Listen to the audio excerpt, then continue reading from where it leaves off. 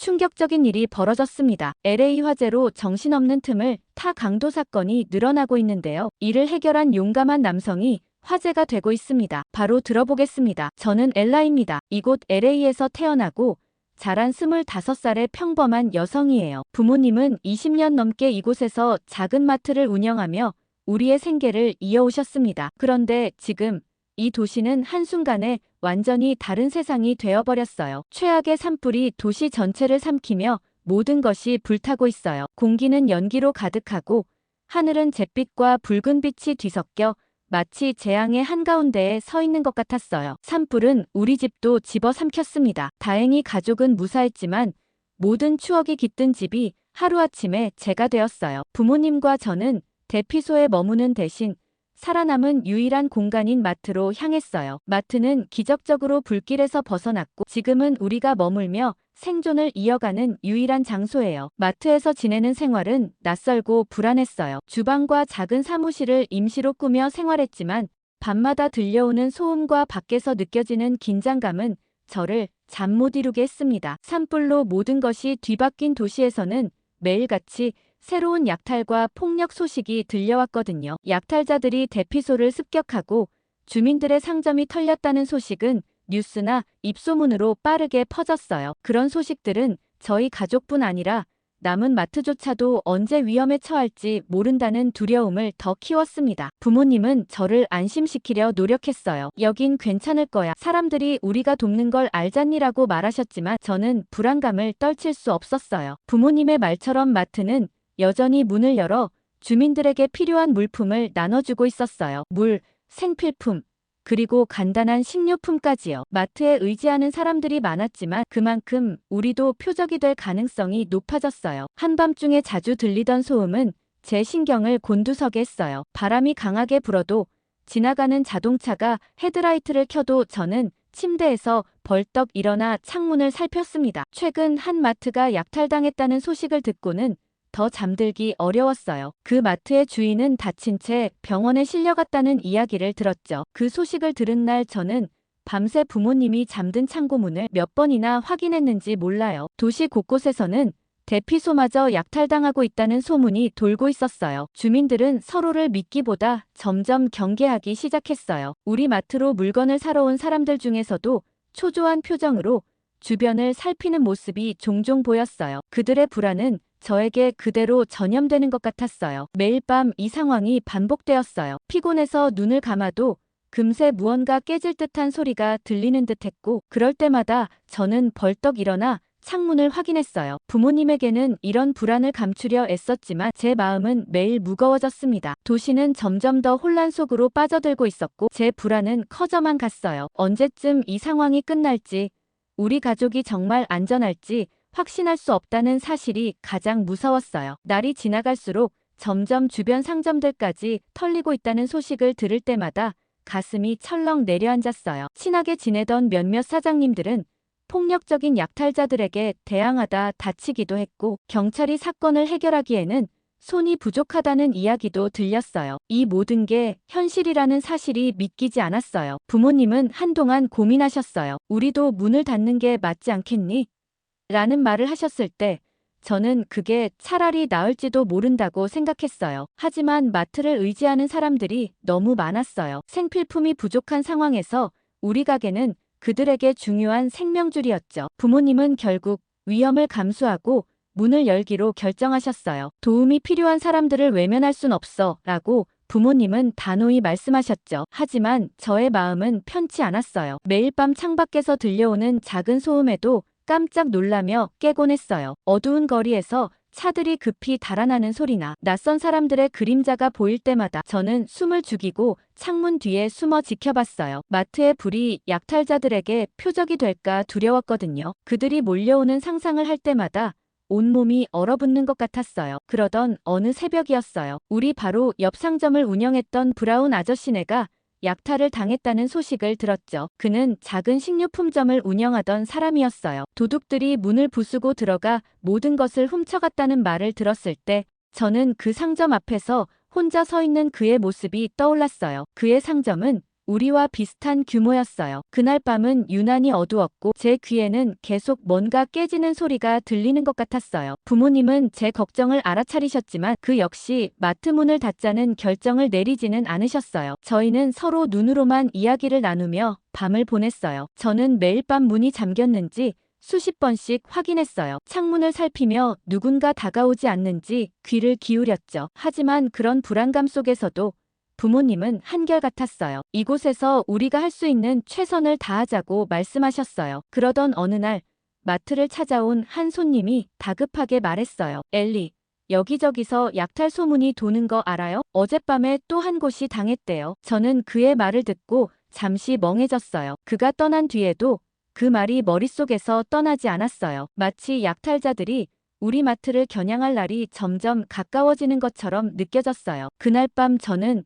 또 한 번 잠을 이루지 못하고 창문 옆에 앉아 작은 손전등을 꼭 쥐고 있었습니다. 작은 빛이라도 무슨 일이 벌어지면 제가 대응할 수 있을 것만 같았어요. 매일 밤이 이런 식으로 흘러갔어요. 피로가 쌓여도 긴장을 놓을 수 없었어요. 가족을 지키고 마트를 지키는 일이 제겐 최우선이었어요. 하지만 점점 저 혼자 이 불안감을 감당할 수 없을 거라는 생각이 들었어요. 이 상황은 단순히 저희 가족만의 문제가 아니었어요. 도시 전체가 불안과 공포 속에서 잠들지 못하고 있었죠. 도시의 혼란이 계속되면서 마음 한구석에서는 뭔가 나쁜 일이 일어날 것 같은 불길한 느낌이 떠나지 않았어요. 밤 11시쯤이었을 거예요. 마트는 이미 문을 닫은 상태였고 부모님은 매대 뒤편에서 물품 정리를 하고 계셨어요. 저는 CCTV 모니터 앞에 앉아 화면을 무심히 바라보고 있었어요. 화면 속에는 여전히 텅 빈 거리와 어두운 그림자들만이 보였어요. 하지만 그 정막은 오래가지 않았어요. CCTV 화면 한쪽에서 갑자기 움직임이 포착됐어요. 처음에는 쥐나 고양이가 지나가는 건 줄 알았죠. 그런데 화면을 자세히 보니 3명의 남성이 마트 쪽으로 조심스럽게 다가오고 있었습니다. 그들은 어두운 옷을 입고 모자를 푹 눌렀었고 마스크로 얼굴을 가리고 있었어요. 저는 순간 얼어붙었어요. 그들이 단순히 지나가는 사람들이라고 믿고 싶었지만 그들의 움직임은 너무도 명백했어요. 그들은 우리의 마트를 노리고 있는 것 같았어요. 저는 바로 부모님을 불렀어요. 부모님이 물으셨지만 제 목소리는 떨리고 제대로 나오지 않았어요. 겨우 말을 이었죠. CCTV에 누군가가 우리 가게 쪽으로 오고 있다고 말씀드렸습니다. 부모님도 모니터를 보자마자 긴장한 표정을 감추지 못했어요. 아버지는 바로 문이 잘 잠겼는지 확인하러 가셨고 어머니는 제 곁에 서서 저를 안심시키려 했어요. 하지만 그녀의 떨리는 손은 그 또한 얼마나 두려운지 보여주고 있었어요. 그 세 남자는 점점 가까워졌어요. 마트의 외부 문 앞에서 잠시 머뭇거리더니 곧 손잡이를 잡아당기기 시작했어요. 다행히 문은 단단히 잠겨 있었지만 그들은 쉽게 포기하지 않았어요. 누군가는 가방에서 무언가를 꺼내는 것 같았어요. 유리창을 부술 도구일지도 모른다는 생각이 들었어요. 저희는 비상 버튼을 누르기로 했어요. 버튼만 누르면 근처 경찰서에 신호가 전달될 거라고 생각했죠. 하지만 버튼을 눌렀을 때 아무런 응답이 오지 않았어요. 화재로 인해 통신이 마비된 상황에서 이 버튼조차 제 역할을 하지 못한다는 걸 그제야 깨달았어요. 그 순간의 절망감은 이루 말할 수 없었어요. 강도들은 여전히 문을 열려고 애쓰고 있었어요. 그들의 행동은 점점 더 과감해졌고 그중 한 명은 둔기를 들고 유리창을 노리기 시작했어요. 저는 가슴이 조여오는 느낌이었어요. 부모님과 눈을 마주쳤지만 우리 모두는 무언가를 할 수 없다는 무력감에 사로잡혀 있었어요. 아무 일도 없을 거라며 어머니가 꼭 안아주셨지만 그 말이 저를 안심시켜주진 못했어요. 도리어 그 두려움이 더 커지는 것 같았어요. 저는 주먹을 꽉 쥐고 숨을 죽이며 상황을 지켜봤어요. 그 순간 한 가지 생각이 머릿속을 스쳤어요. 이대로 가만히 있으면 우린 정말 위험해질 거라고요. 그러나 할 수 있는 것은 많지 않았어요. 우리 셋은 아무런 방어 수단도 없이 이 작은 마트에 갇혀 있었거든요. 강도들은 점점 더 거칠어졌고 둔기가 유리창에 부딪히는 둔탁한 소리가 점점 더 커졌어요. 유리창에 금이 가는 것을 보고 저는 다리에 힘이 풀릴 것 같았어요. 상황은 점점 절망적으로 변하고 있었고 엘리, 아빠가 밖으로 나가서 그들을 막아야겠어. 아버지가 단호히 말씀하셨어요. 하지만 저는 그 말을 듣고 펄쩍 뛰었어요. 안 돼요, 아빠. 너무 위험해요. 제 목소리는 거의 울먹이는 듯 했어요. 제가 뭐라고 설득할 시간도 없었어요. 우리는 그저 눈앞에서 벌어지는 일을 막을 방법을 찾지 못하고 있었죠. 그러던 순간 갑작스럽게 마트 외부에서 다른 소리가 들렸어요. 예상치 못한 그 소리는 저희의 시선을 끌었고 CCTV 화면에서도 뭔가 변화가 있음을 느낄 수 있었어요. 저는 그게 무엇인지 확인하기 위해 화면에 더 가까이 다가갔어요. 저는 CCTV 화면을 통해 강도들의 움직임을 주시하고 있었어요. 그들의 행동은 점점 더 과감해졌고 둔기를 든 한 남성이 유리창에 힘껏 내리치기 시작했어요. 유리가 깨질 듯한 소리가 점점 커지며 심장이 쿵쾅거렸습니다. 그 순간 화면 한쪽에서 또 다른 움직임이 포착됐어요. 처음에는 지나가던 행인인 줄 알았어요. 하지만 그 사람은 강도들 쪽으로 다가가고 있었어요. 어두운 조명 속에서도 그는 침착하고 단호하게 움직이고 있었어요. 키가 크고 어깨가 넓은 실루엣이 CCTV 화면을 채웠어요. 그의 태도에는 두려움이 전혀 느껴지지 않았습니다. 그 사람은 바로 우리를 구해준 민호 씨였어요. 나중에 알게 된 사실이지만 이민호 씨는 한국 해병대 출신이었어요. 한국 해병대는 혹독한 훈련과 강인한 정신력으로 유명하다고 들었어요. 특히 극한의 환경에서도 침착하게 대처하고 임무를 완수하는 것으로 알려져 있죠. 민호 씨는 해병대에서 배운 것들을 몸에 익힌 상태였고 그것이 지금 이 상황에서 빛을 발휘하고 있었던 거예요. 그날 민호 씨는 산불로 인해 회사가 임시 휴업 상태였고 코리아타운에서 배달 봉사 활동을 마치고 집으로 돌아가던 길이었다고 했어요. 그는 그날 하루 종일 이재민들에게 필요한 물품을 나르고 사람들이 필요로 하는 물건을 전달하느라 바쁘게 움직였다고 했습니다. 그의 하루는 이미 고단했을 테지만 마트 앞에서 벌어지는 수상한 움직임을 본 순간 그는 주저하지 않고 행동에 나섰다고 했어요. 주변 상황을 빠르게 파악했고 마트를 노리는 강도들을 막아야 한다는 판단을 내렸다고 했어요. 그의 모든 움직임은 결단력이 넘쳤어요. 한 손에는 휴대폰이 들려 있었고 다른 손은 무언가를 준비하는 듯 보였어요. 그는 강도들과의 거리를 좁히며 단호한 자세를 유지했어요. 강도들은 처음에 그의 접근을 눈치채지 못한 것 같았어요. 하지만 민호 씨가 가까워지자 그들도 그를 의식하기 시작했어요. 강도들 중 한 명이 뒤를 돌아보며 민호 씨를 주시하기 시작했고 나머지 두 명은 여전히 마트 문에 집중하고 있었어요. CCTV를 보고 있던 저는 마치 무언가가 터지기 직전의 고요함 속에 갇힌 느낌이었어요. 민호 씨의 움직임이 화면 속에서 점점 더 또렷해졌고 그가 상황을 어떻게 해결할지 알 수 없었지만 그의 태도는 강도들과는 완전히 달랐어요. 그는 겁먹은 표정 하나 없이 상황을 장악하려는 듯 보였어요. 그때까지 우리는 그저 CCTV 화면을 바라보며 긴장된 숨소리만 내고 있었어요. 부모님과 저는 모두 가슴이 조여오는 듯한 불안을 느꼈어요. 하지만 동시에 민호 씨의 등장에 작은 희망이 생겼어요. 그는 우리의 마지막 희망처럼 보였거든요. 그 순간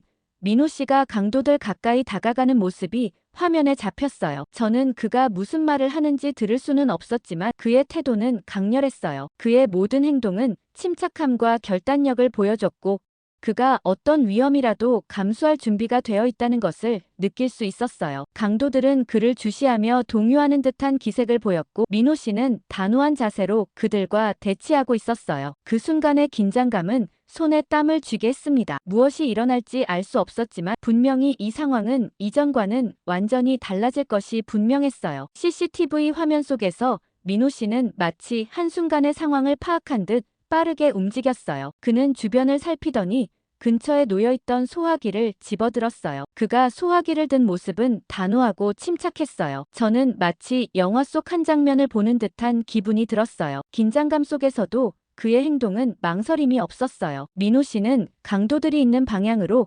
조심스럽게 접근했어요. 화면 속에서 그는 소화기의 노즐을 조준하며 강도들이 자신을 인식하도록 소음을 냈어요. 소화기의 바람 소리가 화면 속에서 울려 퍼졌고 강도들이 그 소리를 듣고 뒤를 돌아보며 당황하는 모습이 보였어요. 저는 그 순간 민호 씨가 단순히 강도들을 멀리서 지켜보는 것이 아니라 그들과 직접적으로 대치하려 한다는 것을 깨달았어요. 강도 중 한 명이 민호 씨를 향해 손짓하며 무언가를 소리쳤어요. 화면 속에서 그의 동작은 화가 난 듯 보였지만 민호 씨는 전혀 흔들리지 않았어요. 그는 다시 소화기를 조준하며 한 발짝 더 다가갔어요. 그제야 강도들은 긴장하기 시작한 것처럼 보였어요. 그들 중 한 명은 서둘러 유리창에서 손을 떼고 민호 씨를 주시하기 시작했어요. 민호 씨는 소화기에 분말을 한 번 뿌리며 강도들의 시선을 강하게 끌었어요. 하얀 분말이 퍼지며 강도들 사이에 순간적인 혼란을 일으켰어요. 그 틈을 이용해 민호 씨는 근처에 있던 금속 막대기를 손에 들고 강도들과의 거리를 더욱 좁혔어요. 그의 얼굴에는 여전히 단호함이 서려 있었고 그 태도는 강도들을 위축되게 만들었어요. 강도들은 처음에는 반격을 시도하려는 듯 보였지만 민호 씨가 막대기를 들고 빠르게 움직이며 그들 사이를 교란하자 점점 뒤로 물러섰어요. 그는 강도들에게 다시 한번 큰 소리로 무언가를 말했어요. 그의 말은 화면 속에서는 들리지 않았지만 그가 강력한 경고를 보냈다는 것은 분명했어요. 그 순간 강도들 중 한 명이 도망치기 시작했어요. 다른 두 명도 이내 뒤따라 달아났어요. 저는 그 순간 마트 문을 열고 민호 씨에게 다가갔죠. 민호 씨가 마트로 들어오며 이제 괜찮을 거라고 말했고 그의 목소리는 차분하면서도 강렬했어요. 이어서 민호 씨는 휴대폰을 꺼내 경찰에 신고를 했어요. 그가 신고하는 동안 부모님과 저는 그저 놀라움과 안도의 눈길로 그를 바라볼 수밖에 없었어요. 강도들이 도망치고 마트 안이 다시 고요해진 그 순간에도 긴장감은 완전히 가시지 않았지만 민호 씨의 존재만으로도 큰 위안이 되었습니다. 경찰이 도착하기 전까지 민호 씨는 다시 한번 밖으로 나가 주변을 살피며 혹시 강도들이 다시 돌아오지 않을지 확인했어요. 그의 행동은 마치 평범한 회사원이 아니라 훈련된 전문가처럼 보였어요. 극한 상황에서도 침착함을 유지하는 모습이 정말 대단했죠. 군인이라도 이렇게 할 수는 없을 거란 생각이 들었습니다. 경찰이 도착했을 때 민호 씨는 침착하게 상황을 설명했고 저는 CCTV 영상을 제공했어요. 그의 태도는 여전히 단호했고 주변 상황을 명확히 정리하는 그의 모습은 믿음직스럽게 느껴졌어요. 그날 밤엔 한참 잠에 들지 못했죠. 민호 씨가 마트를 구하지 않았다면 어떤 일이 벌어졌을지 상상도 하기 싫었어요. 그의 용기 있는 행동은 단순히 우리의 재산을 지킨 것이 아니라 제게도 큰 감명을 주었어요. 그는 자신을 과시하거나 대단한 일을 했다고 여기지 않았지만 그의 행동은 제게 진정한 영웅이 무엇인지를 보여줬습니다. 그런데 다음 날 충격적인 일이 벌어졌어요. 강도가 습격했던 바로 그날 밤 누군가가 밖에서 촬영한 영상을 마을 커뮤니티에 올린 것이었죠. 영상 속에는 민호 씨가 소화기를 들고 강도들을 제압하며 차분히 상황을 통제하는 모습이 담겨 있었어요. 그의 용감한 행동과 단호한 태도는 단 몇 분 만에 사람들에게 깊은 인상을 남겼습니다. 그 영상은 빠르게 퍼져나갔어요. 처음에는 지역 커뮤니티 내에서만 공유되었지만 점차 널리 알려지며 다양한 플랫폼에까지 확산되었어요. 영상에는 민호 씨가 강도들을 제압하는 장면뿐만 아니라 경찰이 도착한 뒤에도 침착하게 상황을 설명하는 모습이 고스란히 담겨 있었어요. 사람들은 댓글을 통해 그의 행동에 찬사를 보냈습니다. 이 사람이야말로 진정한 영웅이에요. 요즘 같은 세상에 이런 용기를 가진 사람을 보기 힘들잖아요. 저도 이 지역에 살고 있는데 이런 분이 우리를 지켜주고 있다는 사실에 정말 감사해요. 영상은 민호 씨가 단순히 강도들을 물리친 것이 아니라 위험한 상황 속에서도 침착함을 유지하며 이웃들을 보호하려 한 그의 진심을 보여주고 있었어요. 사람들은 그를 평범한 영웅으로 부르기 시작했어요. 그날 이후 우리 마트에는 민호 씨를 찾아와 감사의 마음을 전하려는 사람들이 하나둘씩 방문하기 시작했어요. 어떤 사람은 직접 그를 만나고 싶어 했고 어떤 사람은 작은 선물과 편지를 남기며 감사를 표했어요. 그 중에는 강도가 침입했던 밤의 근처에서 그 장면을 목격했던 이웃도 있었어요. 그는 그날 당신이 없었다면 이 마트뿐만 아니라 우리 동네 전체가 더 큰 위기에 처했을지도 몰라요라고 말하며 눈물을 글썽였어요. 민호 씨의 행동이 단순히 한 가게를 지킨 것이 아니었다는 것을 깨달았어요. 그것은 우리 지역 사회에 큰 영향을 미쳤어요. 그의 용기와 결단력이 약탈로 인해 불안에 떨던 많은 사람들에게 희망을 주었고 그가 보여준 연대의 정신은 이웃들에게 새로운 신뢰와 유대감을 불러일으켰습니다. 특히 제가 감동했던 것은 그의 이야기가 단순히 칭찬으로 끝나지 않았다는 점이에요. 그의 행동은 사람들에게 영감을 주었고 그 결과 지역 주민들이 자발적으로 연대하고 협력하려는 움직임이 생겨났어요. 우리도 이 지역을 지키고 싶다는 메시지가 커뮤니티 게시판과 SNS를 통해 퍼지기 시작했어요. 주민들은 서로를 보호하기 위해 함께 모이기 시작했어요. 며칠 후 주민들이 모여 치안 문제에 대해 논의하기 위해 회의를 열기로 했다는 소식을 들었어요. 저는 부모님과 함께 참석하기로 했습니다. 작은 커뮤니티 센터에 모인 사람들은 모두 같은 걱정을 안고 있었어요. 그날 회의에서는 마을 주민들이 힘을 합쳐 자율적인 방범 조직을 구성하자는 의견이 나왔어요. 민호 씨도 회의에 참석했는데 그는 자신이 직접적으로 나서지는 않으려 했지만 주민들이 강하게 요청하자 결국 자신의 경험을 살려 도움을 주기로 했어요. 민호 씨는 군 복무 시절에 배운 기초적인 치안 유지 방법과 비상상황 대처법에 대해 간단히 설명했어요. 그는 우리 모두가 힘을 합친다면 이 지역을 안전하게 지킬 수 있을 겁니다라고 말했어요. 그의 침착하고 확신에 찬 목소리는 사람들에게 안도감을 줬어요. 특히 그는 주민들의 연대를 강조하며 서로 돕는 것이 얼마나 중요한지 이야기했어요. 회의 끝에 우리는 자율방범대를 조직하기로 결정했습니다. 저는 방범대를 돕기 위해 마트에서 사용할 수 있는 물품을 지원하기로 했어요. 손전등과 방범용 호루라기, 그리고 식량과 물 같은 필수품들을 제공하기로 했죠. 부모님도 저의 결정을 적극적으로 지지해 주셨어요. 우리는 더 이상 불안 속에서만 지낼 수 없다는 것을 깨닫고 있었어요. 며칠 후 자율방범대가 본격적으로 활동을 시작했어요. 민호 씨는 방범대의 중심에 서서 순찰 경로를 정하고 주민들을 조직적으로 배치했어요. 그는 지나치게 무리하지 않고 실질적으로 도움이 될 수 있는 현실적인 방안을 제시했어요. 그의 행동은 여전히 겸손하고 차분했지만 그 속에 담긴 의지는 누구보다 강렬했어요. 저도 순찰에 함께 나서며 주민들과 이야기를 나눴어요. 모두가 같은 목표를 공유하며 협력하는 모습은 감동적이었어요. 처음에는 불안과 두려움으로 가득 찼던 지역이 조금씩 안정을 되찾고 있었어요. 민호 씨의 계획대로 순찰대는 밤마다 지역을 돌며 이상 징후를 감시하고 주민들에게 안전을 알렸어요. 그리고 그 노력이 빛을 발했어요. 그 이후로 약탈 시도는 점점 줄어들었고 주민들 사이에는 연대와 신뢰가 싹트기 시작했어요. 마트에서 물건을 사러 온 주민이 덕분에 밤에도 안심하고 잘 수 있게 됐어요 라고 말했어요. 그 말을 듣는 순간 민호 씨가 시작한 변화가 얼마나 큰 영향을 미쳤는지 실감할 수 있었어요. 우리는 단순히 지역을 지키는 것을 넘어 이웃들과의 관계를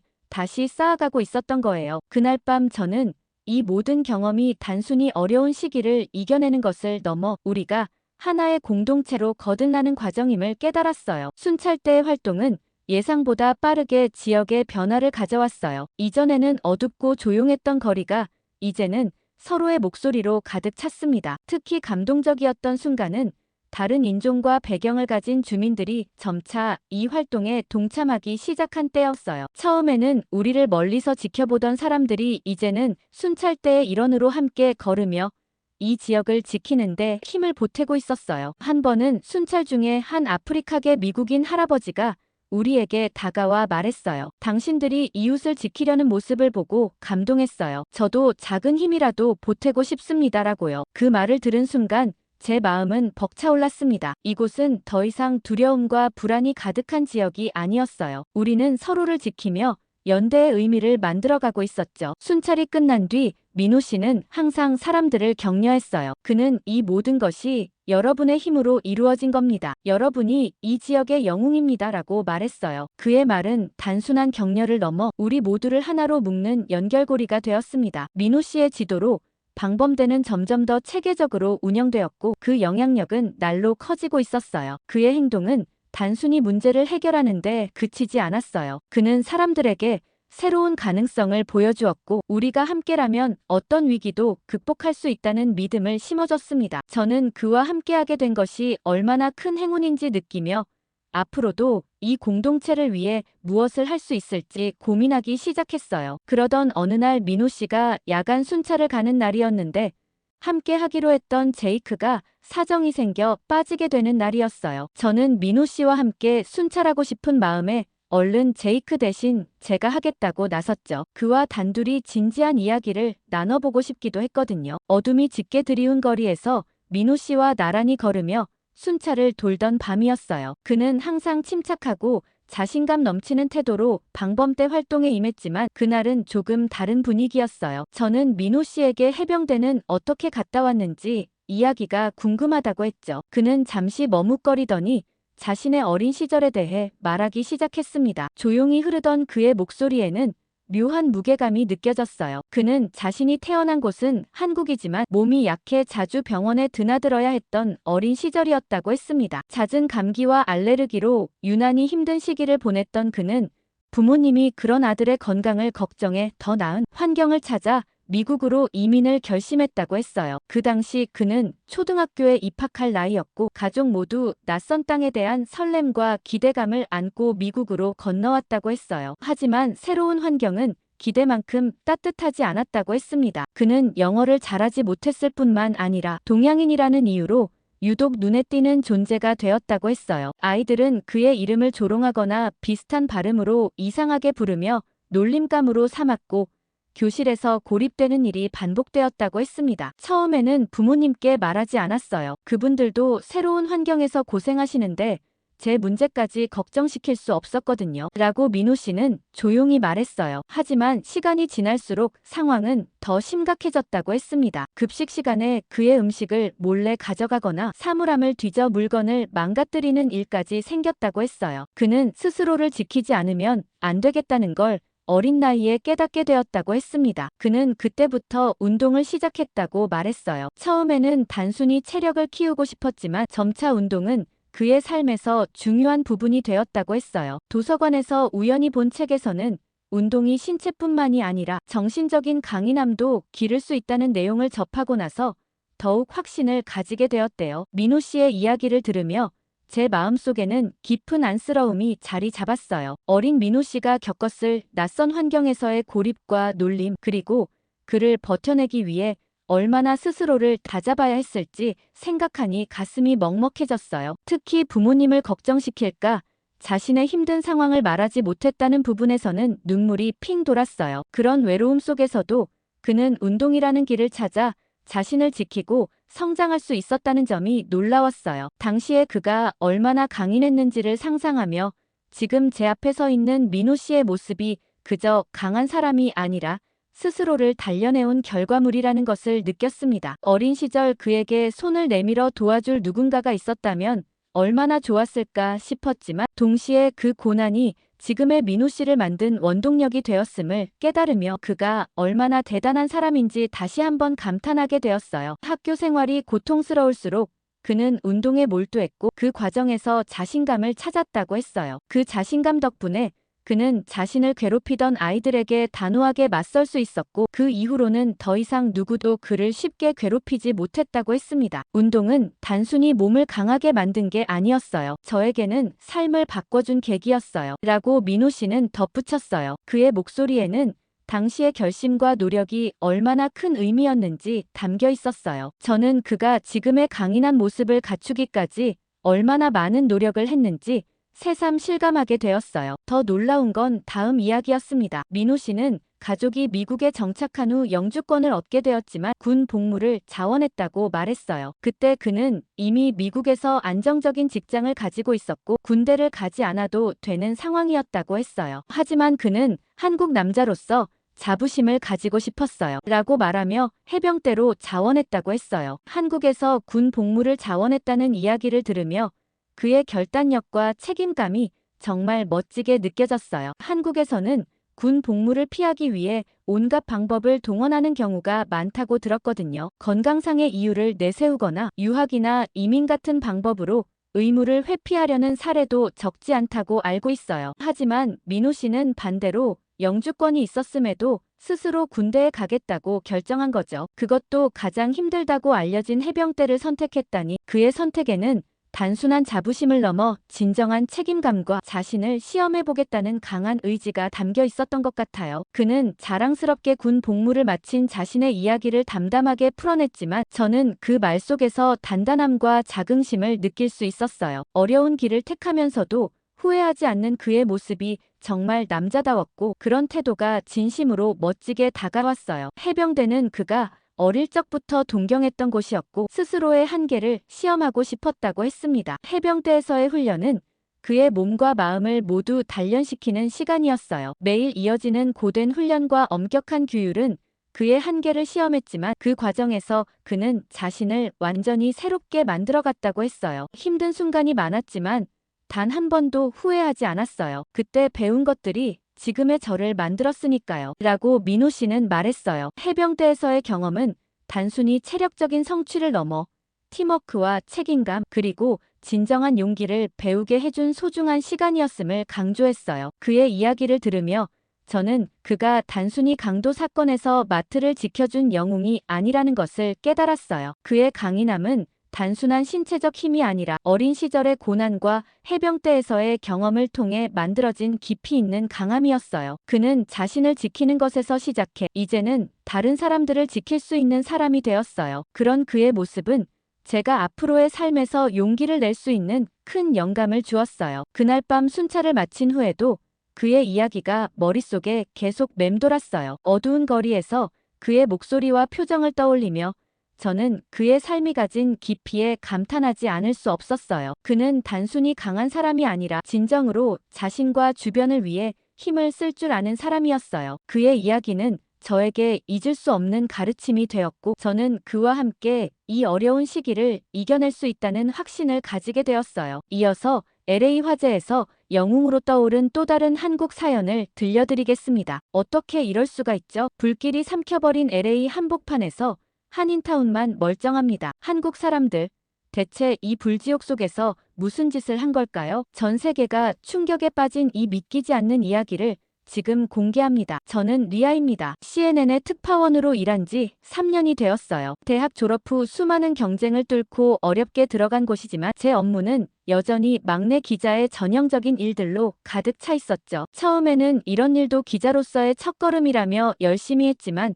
시간이 흐르면서 조금씩 제 스스로가 작아지는 기분이 들곤 했어요. 그날도 평소처럼 뉴스를 모니터링하며 자료를 정리하고 있었어요. TV 화면에는 자극적인 헤드라인과 함께 빠르게 지나가는 자막들이 끊임없이 흘러갔죠. 뉴스룸 특유의 분주한 분위기 속에서 제 손은 키보드를 두드리고 있었지만 머릿속은 한적한 공원의 벤치에 앉아있는 상상을 하고 있었어요. 하지만 그런 공상도 잠시 편집장의 목소리가 뉴스룸에 울려 퍼졌습니다. 긴급 속보가 들어왔다는 소식이었어요. LA 해안가에서 시작된 산불이 걷잡을 수 없을 정도로 확산되고 있다는 내용이었어요. 실시간으로 들어오는 화재 관련 영상들은 말 그대로 충격적이었죠. 처음에는 평소처럼 자연재해를 보도하는 일상적인 뉴스라고 생각했지만 곧 사태의 심각성이 피부로 와닿기 시작했어요. 화재는 이미 도시 외곽을 넘어 고급 주택가를 삼키고 있었고 베버리 힐스 전체가 대피 명령을 받았다는 소식까지 들려왔어요. 편집장은 베테랑 기자들을 한 명씩 호출하며 현장 취재를 지시했지만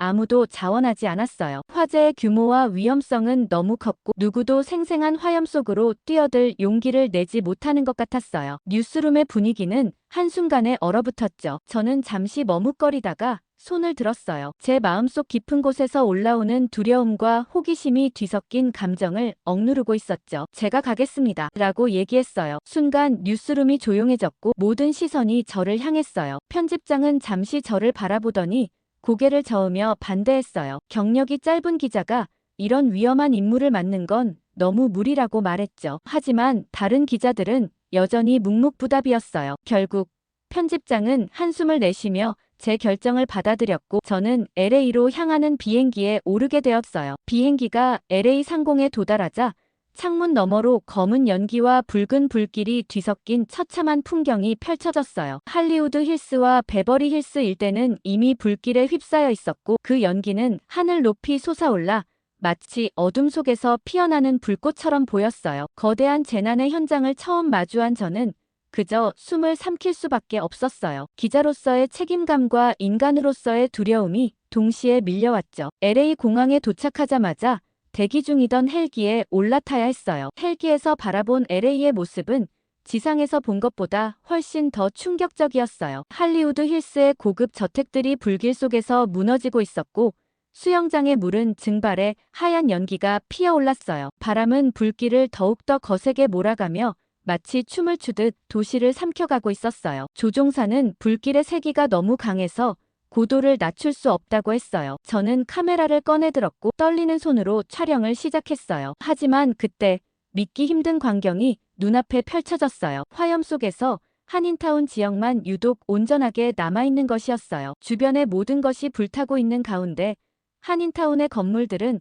마치 거대한 방화벽처럼 서 있었어요. 이 광경은 단순한 우연이 아니라는 생각이 들었어요. 분명히 그곳에는 특별한 이유가 있을 거라고 확신했죠. 그날 밤 호텔로 돌아와 저는 한인타운의 비밀을 파헤치기 위한 취재 계획을 세우기 시작했어요. 첫 현장 리포팅이 단순한 재난 보도가 아니라 더 깊은 이야기를 담을 수 있을 거라는 예감이 들었어요. 그리고 그 예감은 곧 확신으로 바뀌게 되었어요. 헬기가 LA 상공을 날아가며 고도를 낮추자 더 생생한 장면이 눈앞에 펼쳐졌어요. 산불은 이미 도시 전체를 뒤덮고 있었고 잿더미가 된 고급 저택들은 마치 과거의 영광을 조롱하듯 불길 속에서 서서히 무너지고 있었어요. 불꽃은 바람을 타고 날아다니며 또 다른 지역을 위협하고 있었고 검은 연기는 하늘을 가려 낮인데도 마치 밤처럼 어둡게 보였어요. 모든 것이 혼란스럽고 절망적이었죠. 하지만 그 와중에 제 눈에 들어온 건 한인타운이었어요. 한인타운의 모습은 주변의 잿더미와 극명이 대조를 이루고 있었어요. 주변은 모두 불타고 있었는데 한인타운의 건물들은 온전한 모습으로 서 있었죠. 불길이 마치 투명한 벽이라도 만난 듯 그 경계를 넘지 못하고 멈춰 서 있는 것처럼 보였어요. 저는 그 광경에 놀라 카메라를 들어 촬영하기 시작했어요. 헬기 조종사도 믿기 어렵다는 듯 한인타운을 가리키며 이곳이 한인타운이라고 설명하며 이상하게 여긴 불길이 다가오질 않는다고 얘기했어요. 헬기가 불길을 피해 고도를 조정하면서 저는 현장을 더 자세히 살펴보기로 했어요. 한쪽에서는 이미 붕괴된 저택의 잔해가 보였고 수영장은 물이 증발해버려 하얀 증기만 남아있었어요. 그러나 한인타운의 건물들은 마치 방화벽처럼 불길을 막아내고 있었어요. 한인타운이 보여주는 모습은 단순히 우연이라기엔 너무나도 이례적이었죠. 저는 헬기에서 내린 후 즉시 지상으로 이동해 현장을 취재하기로 했어요. 현장에 도착하자마자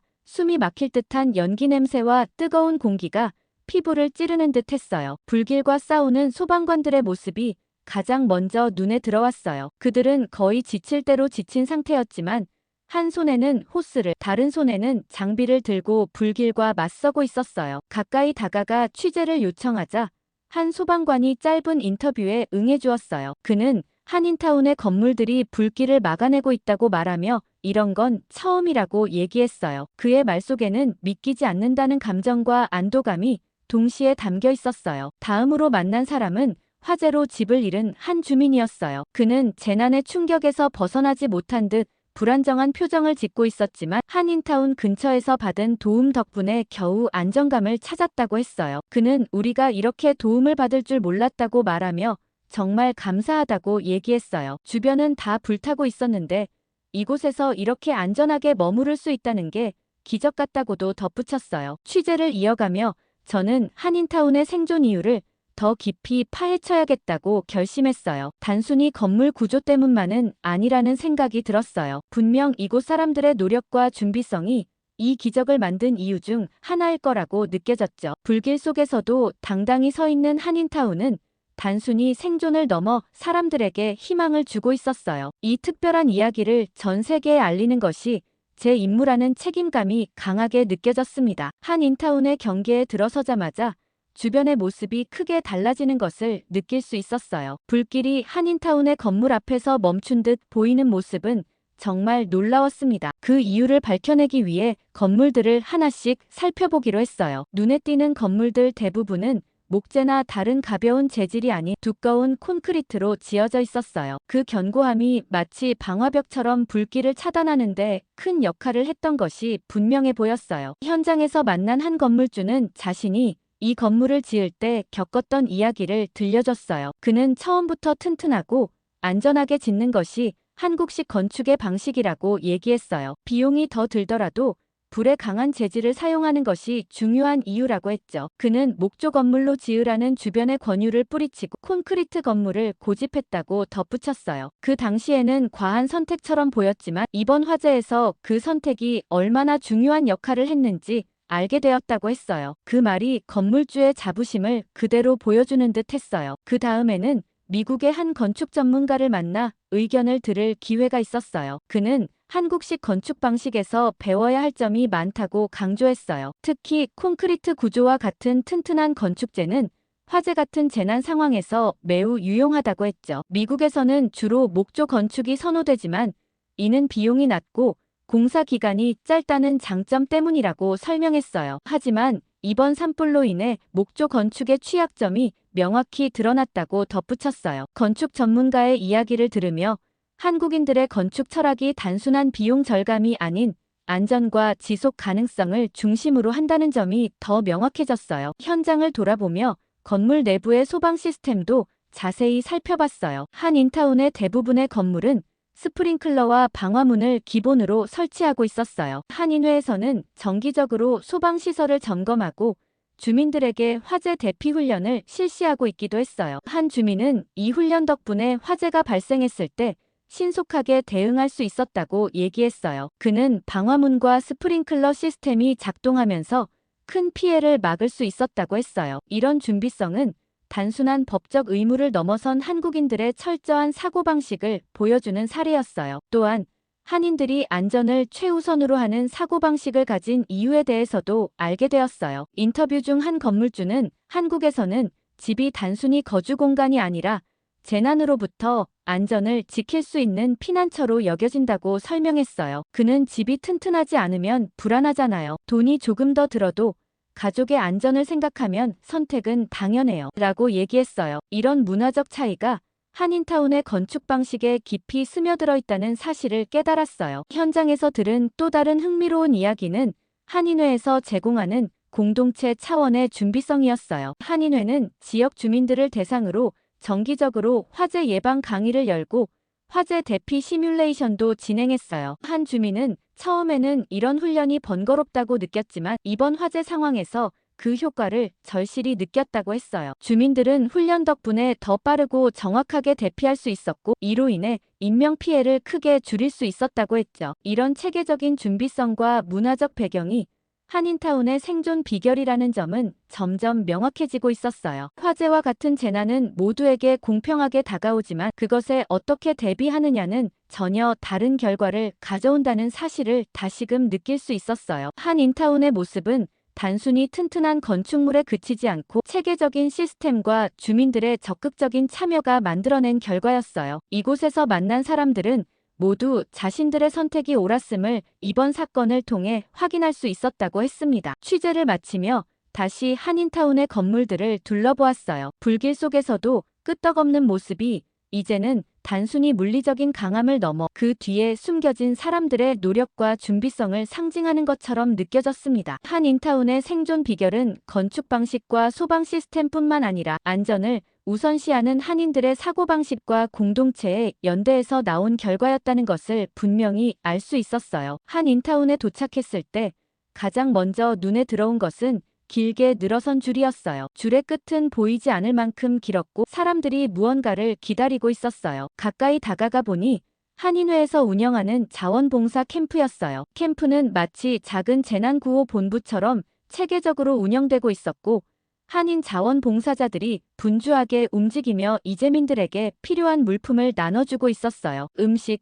물, 생필품 등이 깔끔하게 분류되어 있었고 줄을 선 사람들에게 차례로 전달되고 있었어요. 캠프 안에서는 다양한 활동이 이루어지고 있었어요. 한쪽에서는 자원봉사자들이 도시락을 포장하고 있었고 다른 쪽에서는 임시 의료시설이 마련되어 이재민들을 돕고 있었어요. 의료진으로 보이는 사람들이 환자들을 돌보고 있었고 간단한 응급처치를 받고 있는 주민들도 있었어요. 한인회에서 운영하는 샤워시설과 휴식 공간도 마련되어 있었는데 이재민들은 여기서 잠시나마 안정을 찾고 있었어요. 한 자원봉사자를 인터뷰할 기회가 있었어요. 그는 이웃을 돕는 것은 당연한 일이라며 한인사회는 언제나 어려운 이웃을 돕기 위해 힘을 모아왔다고 얘기했어요. 그의 얼굴은 피곤한 기색이 역력했지만 따뜻한 미소를 잃지 않았어요. 그의 말처럼 이곳의 분위기는 단순히 지원을 넘어선 따뜻한 연대의 힘으로 가득 차 있었어요. 캠프를 둘러보던 중 80세의 한 할머니를 만났어요. 그녀의 이름은 엘레노어였고 거동이 불편한 상태였어요. 그녀는 불길에서 가까스로 탈출해 이곳까지 왔다고 했어요. 한인 자원봉사자들이 그녀를 부축하며 음식을 제공하고 그녀의 필요를 세심하게 살펴주고 있었어요. 엘레노어는 그들이 마치 자신의 가족처럼 대해주었다며 눈물을 글썽이며 감사하다고 얘기했어요. 그녀가 한인 자원봉사자들의 도움으로 세수를 하고 따뜻한 식사를 하게 되었을 때 그 미소는 오래도록 잊히지 않을 장면으로 남을 것 같았어요. 또 다른 감동적인 이야기는 테드라는 미국인 자원봉사자의 이야기였어요. 테드는 한인타운에서 작은 카페를 운영하며 한인들과 함께 살아온 지 10년이 넘었다고 했어요. 그는 과거 한인 커뮤니티에서 받은 도움을 잊을 수 없다며 이번 산불이 발생했을 때 가장 먼저 자원봉사를 자청했다고 얘기했어요. 그는 몇 년 전 그의 가족이 큰 경제적 위기에 처했을 때 한인 커뮤니티에서 모금 행사를 열어준 덕분에 위기를 넘길 수 있었다고 했어요. 그때부터 그는 한인 사회를 자신의 두 번째 가족처럼 여기게 되었고 이번 재난 상황에서 그 은혜를 갚을 기회를 기다려왔다고 했어요. 그는 도시락을 나눠주며 미소를 짓고 있었고 이재민들에게 조금이라도 더 도움이 되고 싶다고 말했어요. 캠프를 돌아다니며 이재민들의 이야기를 들을수록 한인 커뮤니티의 헌신적인 노력이 얼마나 큰 의미를 가지는지 알 수 있었어요. 단순히 물품을 제공하는 것을 넘어 이곳은 사람들에게 희망과 용기를 주고 있었어요. 이재민들은 모두 한결같이 한인들의 도움에 대해 깊은 감사의 마음을 표현했어요. 어떤 사람들은 눈물을 흘리며 한국인들의 따뜻함이 자신들을 버티게 한다고 말했어요. 캠프의 구조는 매우 체계적이었어요. 물품은 QR코드로 관리되고 있었고 어떤 물품이 필요한지 실시간으로 파악할 수 있는 시스템이 구축되어 있었어요. 자원봉사자들의 교대 시간도 철저히 관리되어 모두가 충분히 쉬며 활동할 수 있도록 배려하고 있었어요. 이 모든 것이 한인 커뮤니티의 준비성과 협력 정신을 보여주는 중요한 증거였어요. 단순히 화재에서 살아남는 것을 넘어서 이들은 주변 사람들과 함께 살아가는 방식을 몸소 보여주고 있었어요. 한인 회장이 캠프를 방문한 것을 보게 되었어요. 그는 이재민들과 직접 대화를 나누며 필요를 파악하고 있었어요. 그의 얼굴에는 피곤함이 묻어났지만 그를 바라보는 사람들에게는 믿음과 신뢰가 느껴졌어요. 그는 한인 커뮤니티가 이런 재난 속에서 단결할 수 있었던 이유는 모두가 서로를 돕겠다는 마음을 공유하고 있기 때문이라고 얘기했어요. 그의 말이 끝난 후 자원봉사자들이 환호하며 박수를 보냈어요. 그 모습은 한인 커뮤니티의 연대와 헌신이 얼마나 깊은지를 상징적으로 보여주는 장면이었어요. 취재를 마무리하며 저는 한인 커뮤니티가 보여준 연대와 구호 활동의 힘을 깊이 느낄 수 있었어요. 이들은 단순히 자신의 생존만을 위해 노력하는 것이 아니라 주변 사람들에게도 희망과 용기를 전하며 재난 상황에서도 서로를 지탱하고 있었어요. 한인타운의 자원봉사 캠프는 단순한 지원을 넘어선 진정한 연대와 나눔의 상징이었습니다. 캠프에서의 취재를 마친 뒤 한인 커뮤니티의 대응 방식이 단순히 개인적인 노력이 아니라 더 큰 체계와 연결되어 있을 거라는 확신이 들었어요. 그 확신을 바탕으로 한국의 재난관리 시스템에 대해 더 깊이 알아보기 위해 자료를 조사하기 시작했어요. 미국 본사에서도 한국의 재난관리 체계가 한인 커뮤니티의 철저한 준비성과 관련이 있을 거라는 의견을 주며 지원해줬어요. 자료를 받아보니 한국의 재난 대응 시스템은 놀라울 정도로 체계적이고 정교했어요. 가장 먼저 눈에 띈 건 중앙재난안전대책본부라는 조직이었어요. 이곳은 국가 차원에서 모든 재난 상황을 통합적으로 관리하는 컨트롤타워 역할을 하고 있었어요. 화재, 지진, 홍수 같은 자연재해는 물론이고 대형 사고와 같은 비상 상황까지도 이곳에서 즉각 대응한다고 되어 있었어요. 한국의 이런 체계는 다양한 재난 상황에서도 빠르고 효율적인 대처를 가능하게 한다는 점에서 매우 인상 깊었어요. 특히 스마트시티 플랫폼이라는 개념이 흥미로웠어요. 이 시스템은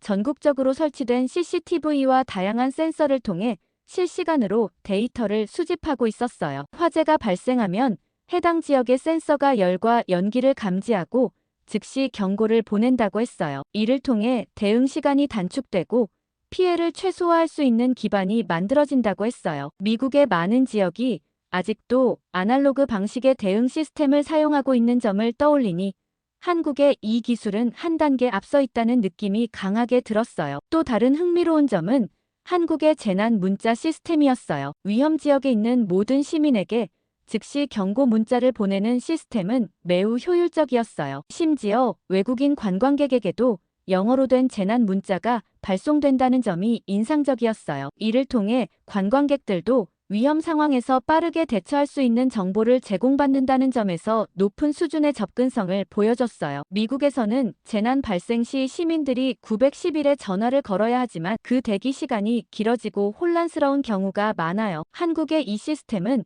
그런 문제를 해결하는 혁신적인 방법처럼 보였어요. 한국 전문가의 의견을 듣기 위해 인터뷰를 요청했어요. 그는 민관 협력 체계와 철저한 대비가 한국 재난 관리의 핵심이라고 설명했어요. 정부뿐 아니라 민간 기업과 시민들까지도 재난 대응 체계의 일부로 참여하고 있다고 했어요. 예를 들어 기업들은 재난 상황에서 필요한 물품을 신속히 제공할 수 있도록 준비하고 시민들은 정기적인 훈련을 통해 위기 상황에서의 대응 능력을 갖추고 있다고 했어요. 이런 협력적인 구조가 재난에 효과적으로 대응할 수 있는 힘이 된다고 했어요. 미국 소방 관계자와도 이야기를 나눴어요. 그는 한국의 시스템에서 배워야 할 점이 많다고 말하며 특히 스마트시티 플랫폼과 같은 기술적인 접근법이 미국에도 도입되어야 한다고 강조했어요. 그는 또한 민간과 정부가 함께 협력하는 구조는 미국에서 찾기 어려운 부분이라고 덧붙였어요. 미국의 경우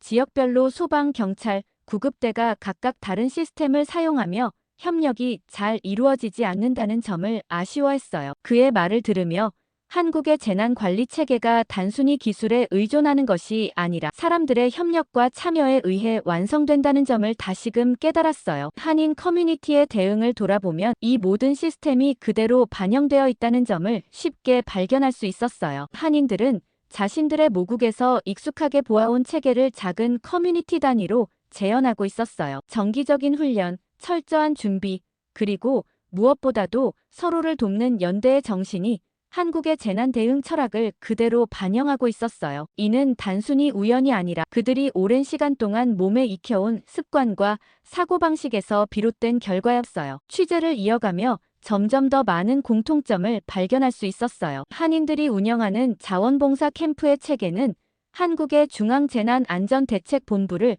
축소해 놓은 것처럼 보였어요. 물품 관리와 분배 시스템, 자원봉사자들의 교대 방식, 그리고 재난 상황에 대한 정확한 정보 전달까지도 한국 시스템의 영향을 받았다는 점이 분명해 보였어요. 이런 준비성과 체계적인 대응은 단순히 불길을 막아내는 데 그치지 않고 재난 속에서도 사람들에게 안정감을 줄 수 있었어요. 한국의 재난 관리 시스템을 조사하며 한인 커뮤니티가 이번 재난 상황에서 보여준 모습이 결코 우연이 아니라는 사실을 확신할 수 있었어요. 이들의 대응 방식은 모국의 체계를 기반으로 한 철저한 준비성과 협력의 산물이었어요. 이는 단순히 기술이나 장비의 문제가 아니라 문화와 사고방식의 차이에서 비롯된다는 점을 실감할 수 있었어요. 한인 커뮤니티의 사례는 한국 재난관리 체계의 우수성을 보여주는 생생한 증거였어요. 캠프에서 취재를 이어가며 한인회와 자원봉사자들의 모습은 여전히 활기차고 분주했어요. 이곳에서는 시간이 지날수록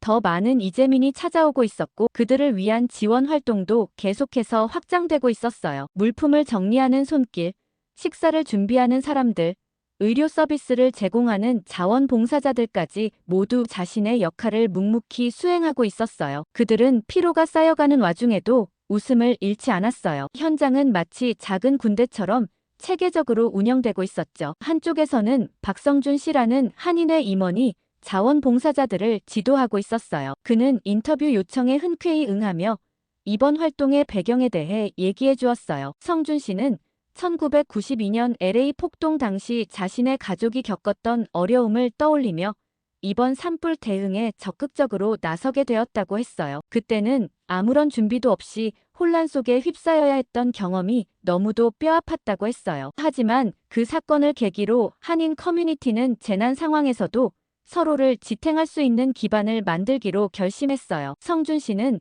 당시 그의 부모님이 운영하던 작은 가게가 폭동으로 불타버렸던 경험을 생생하게 얘기했어요. 그는 가족과 함께 어렵게 재기를 도모했지만 무엇보다도 그 과정을 함께했던 한인 커뮤니티의 연대가 큰 힘이 되었다고 했어요. 이후 그는 한인 커뮤니티의 재난 대비 체계를 강화하는 데 힘을 보태고 싶다는 생각을 하게 되었고 지금도 그 마음으로 자원봉사에 헌신하고 있다고 했어요. 그의 이야기를 들으며 한인 커뮤니티가 단순히 위기를 넘긴 것이 아니라 그 위기에서 배운 교훈을 바탕으로 성장했다는 점이 분명해졌어요. 현장에서 만난 다른 자원봉사자들 역시 각자 다양한 이유로 이곳에 모여 있었어요. 어떤 사람은 자신의 가족을 위해, 또 어떤 사람은 자신이 받은 도움을 돌려주기 위해 활동한다고 했어요. 이들 모두는 자신이 가진 것을 나누는데 주저하지 않았어요. 한 여성 자원봉사자는 그녀의 부모님이 1992년 폭동 당시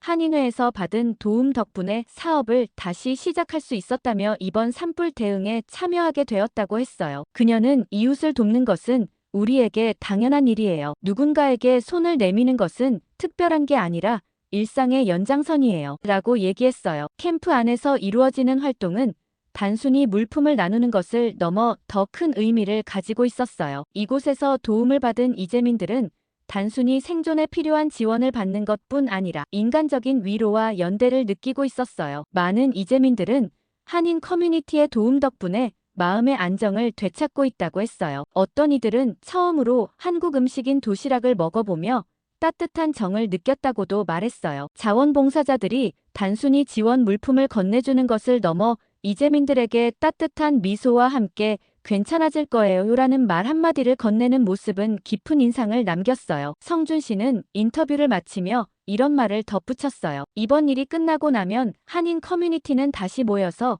이번 경험을 바탕으로 더 나은 대비 체계를 만들 거예요. 1992년 폭동 때 우리가 배운 교훈처럼 이번에도 새로운 교훈을 얻을 거예요. 그의 말에서 단순히 위기를 넘기는 데 그치지 않고 매번 더 나은 대응 방식을 만들어가려는 한인 커뮤니티의 의지를 느낄 수 있었어요. 이곳에서 벌어지는 모든 일은 단순한 자발적인 지원 활동 이상의 것이었어요. 한인 커뮤니티는 오랜 시간 동안 쌓아온 연대와 노력의 결과로 이번 재난 속에서도 서로를 지탱하고 있었어요. 누군가의 힘든 상황이 모두의 문제가 되고 그 문제를 함께 해결해 나가려는 그들의 방식은 단순히 지역사회의 자긍심을 넘어 재난 속에서도 인간다움을 유지할 수 있는 방법을 보여주고 있었어요. 현장을 떠나기 전 자원봉사자들과 이재민들이 나누는 짧은 대화와 미소가 계속 머릿속에 남았어요. 한 인타운의 이야기에서 느낀 것은 단순한 생존이나 지원의 의미를 넘어서 재난 속에서도 공동체가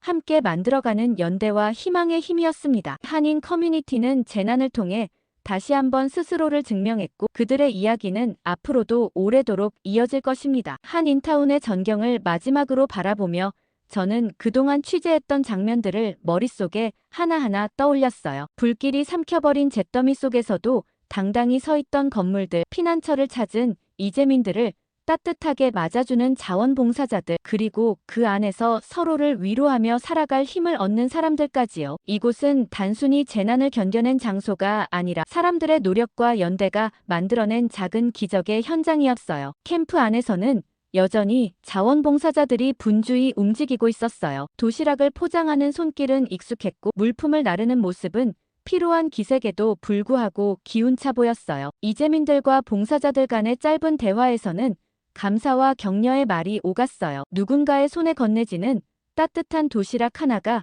단순한 식사를 넘어 마음을 채워주는 듯 했어요. 이런 소소한 순간들이 모여 한인타운이라는 커뮤니티의 진정한 가치를 증명하고 있었어요. 캠프 밖으로 나와 한인타운을 둘러보니 건물들은 여전히 온전한 모습으로 서 있었어요. 주변의 잿더미와는 확연히 대조되는 모습이었죠. 이곳이 왜 작은 한국이라고 불리는지 그 의미가 더 깊게 다가왔어요. 단순히 물리적인 공간이 아니라 한인들의 문화와 가치관, 그리고 함께 살아가는 방식이 응축된 곳이라는 것을 이번 취재를 통해 확실히 알게 되었어요. 마지막으로 한 봉사자가 저를 향해 미소 지으며 손을 흔들었어요. 그 미소에는 피곤함 속에서도 이웃을 돕는 기쁨이 담겨 있는 것 같았어요. 저는 그 모습을 사진으로 남기며 마음속에 깊이 새겨두기로 했어요. 이곳에서의 경험은 단순히 취재를 넘어 제 삶에서도 중요한 교훈으로 남게 될 것 같았어요. 이제 비행기를 타고 돌아갈 시간이 되었어요. 저는 다시 한번 한인타운의 전경을 바라보며